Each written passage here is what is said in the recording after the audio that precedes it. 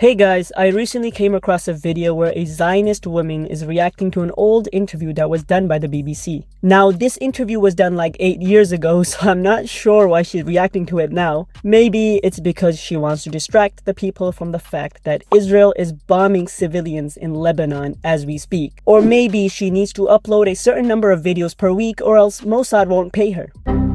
But anyways, in this interview, an ISIS member confesses his crimes and admits to the fact that he graped his victims. So she reacts to this video as an attempt to spread Islamophobia. If you ever wondered what will happen to non-Muslims under an Islamic rule, check it out.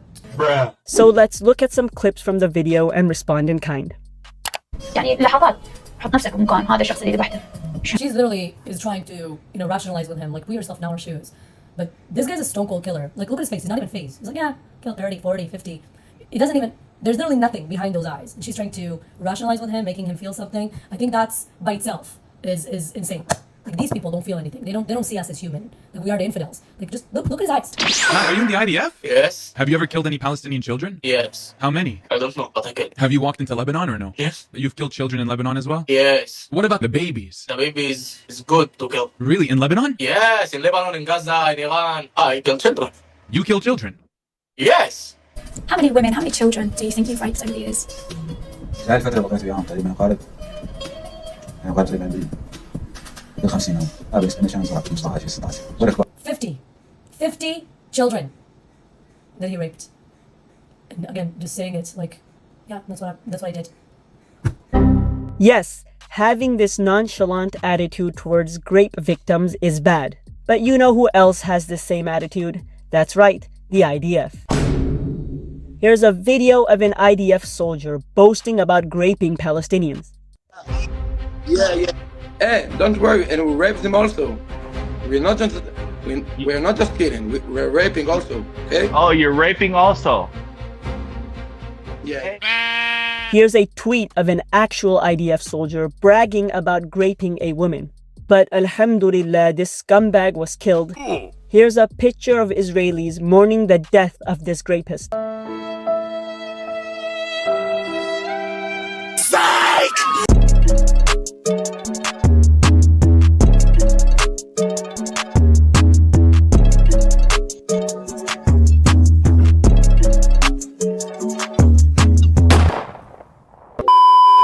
Here, let me share another story of how 5 IDF soldiers sexually abused a Palestinian prisoner on camera, and yet the Israeli justice system dropped the charges and let these rapists walk away without any consequences. There's a prison located inside an Israeli military base near the border of Gaza. This military base/prison is called Sadei Tayman. There were 5 IDF soldiers who took a prisoner to the corner and violated him, again on camera. They stabbed the detainee's bottom with a sharp object which ended up penetrating his rectum. The prisoner after that had cracked ribs, a punctured lung, and an inner rectal tear. With all the video evidence, including the victims' physical injuries, the Israeli Court of Justice dropped the case. Which honestly shouldn't surprise anyone at this point. Like, do we really expect any sense of justice from a state that's committing genocide? ISIS and Israel are exactly the same when it comes to Grape. The only difference is that one of them is getting billions of dollars in funding and has nice uniforms and modern weapons. And again, these people are living in your countries. These type of ways of thinking of, I deserve everything. This world is mine. I can do whatever I want. I can act however I want. These people are living among you right now. It's honestly kind of scary that people who actually support Israel, support genocide, support the killing of babies, are casually walking around freely in our neighborhoods. You destroyed your countries by letting them in with your compassion and love, even though we warned you. We warned you so many times to stop letting them in. Stop letting those refugees in your countries. Yes, you're right. The Palestinians should not have let the Jewish refugees into their country. They shouldn't have welcomed them with open arms. The Zionists exploited Arab hospitality and took full advantage of their kindness. Why do they need to go to London? Why do they need to go to Paris? Why do they need to go to Belgium? Why? Why can't all those Syrian refugees, Yemenis, Iraqis, why can't they just go to other countries in the Middle East? You know why? Yes, it's because Israel keeps bombing those countries. Israel bombed Yemen, bombs Syria, bombs Lebanon, Iraq, Egypt, Qatar, Iran, Jordan, the list goes on and on. These are the things that are going to just happen to your countries. This is why so many countries in the West are, unfortunately, they're kaput. They're gone. London, you can pay me. You can pay me a lot of money, and I probably still wouldn't want to just go to London for travel. Why the hell would anyone pay you money to come to another country? They'll probably pay you not to come. They'll pay you to stay as far away as possible. Who the hell does she think she is? This is typical chosen behavior right here. You can pay me. You can pay me a lot of money. A lot of money. You can pay me. They're disgusting. You don't feel safe walking around the street as a woman. I'm not even talking about the fact that I'm Jewish, that I'm Israeli, Zionist, whatever. As a woman walking down the street in London sounds like the most disgusting, terrifying thing ever. Listen, you're actually right. I actually agree with her. London is not safe for you. Not because you're a woman, but rather because you're a Zionist. London is a pro-Palestine city and does not welcome filthy Zionists like yourself. أنا رغم هالشيء جد كانت تمنعني من هذا الشيء يعني بس مني أخلص وياها يعني أشوفها تمشي يعني انكسر قلبي عليها. لو ان جوزك طيب ما تاخذ 3 بنات وتغتصبهن يوميا. صحيح بس هي تعرفين وضع الشاب يعني. Like, well, after I finished raping her and we'll see her cry, I felt bad for her. Like my heart would break for her. And then she's like, well, if your heart break for her, why did you keep raping more people every day? Like, if you really truly felt bad, why did you keep doing it with other people? I was like, that's true. It's like, you can make that shit up. Like, literally, you can make that shit up. That's what these people believe. I agree. You can't make this shit up.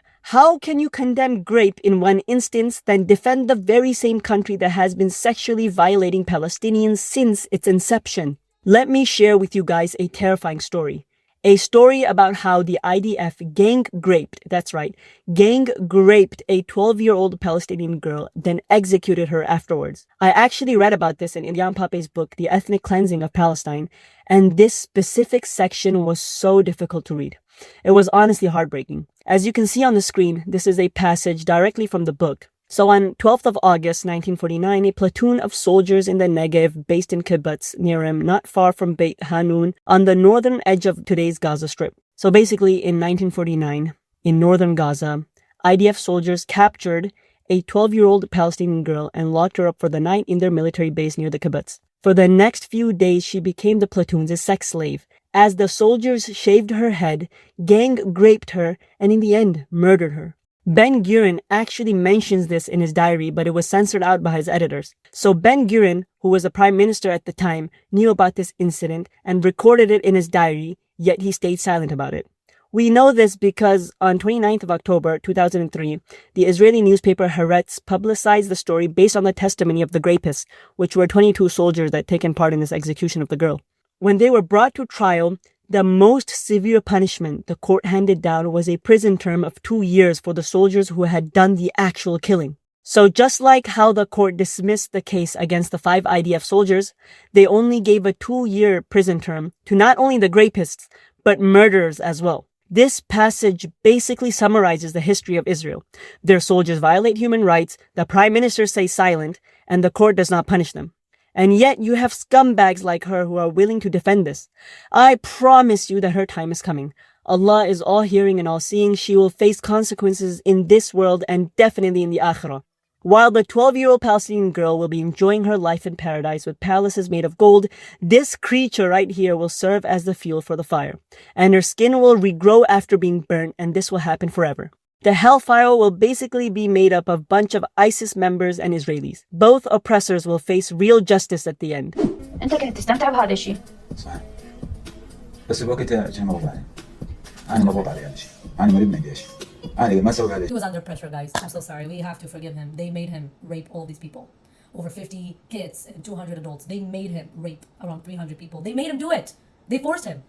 This actually parallels the same type of excuses Israel gives when they kill kids. Stop using them as human shields. Hamas wants these Palestinian children to die. Every Palestinian child to Hamas is a bulletproof Okay, but vest. you said- They you exist said- for no other reason than to humiliate Israel. Okay. Let them go south and be safe. Okay. But Hamas wants them. Rabbi Shmuley. It's Hamas's fault. It's Hamas's fault. It's Hamas's Rabbi fault. Shmuley.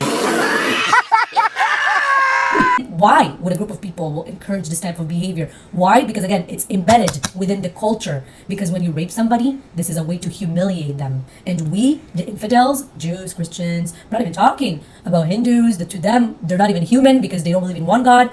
We are all the infidels and we deserve everything that's coming for us. And if it's rape, it's rape. If it's murder, it's murder.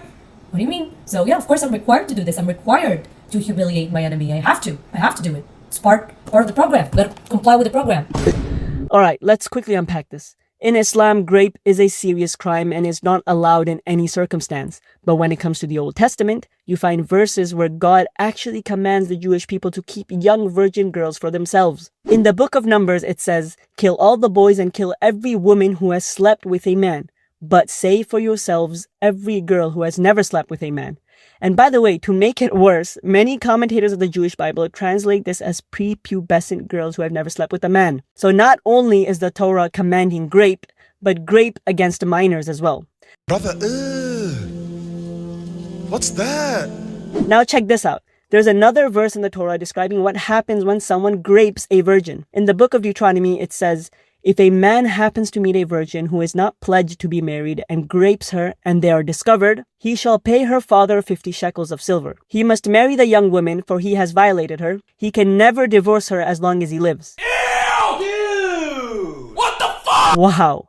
This is the justice system in the Torah, guys. If you are a victim of grape, then you must marry the one who graped you. No wonder the Israeli Court of Justice loves protecting grapists. So before you run your mouth and try accusing Islam of promoting grape, you should first look in your own scripture and look at the history of your pathetic Zionist state. I truly don't know anymore. I'm seeing those videos and I'm not even surprised, not even a little bit. But the only thing that gets me is that these people like him, are just walking around freely all over Europe right now. And some of them are in America, some of them are in Canada. These type of ideologies. And you also have Western people that are stupid enough to defend this. Bruh. Yes, unfortunately, there are people stupid enough to defend Israel. Like, this is an internal suicide. And I'm just so happy and I'm so grateful that I live in a country where this type of trash is not allowed in. Yes, that type of trash is not only prominent in your country, but it's celebrated, promoted, defended by your justice system, and clearly mentioned in your religious scriptures. Every accusation is nothing but a confession. If you guys enjoyed this video, please like, comment, and subscribe. Until next time, Assalamu alaikum. إذا ما خلة صرمت يا ويحنا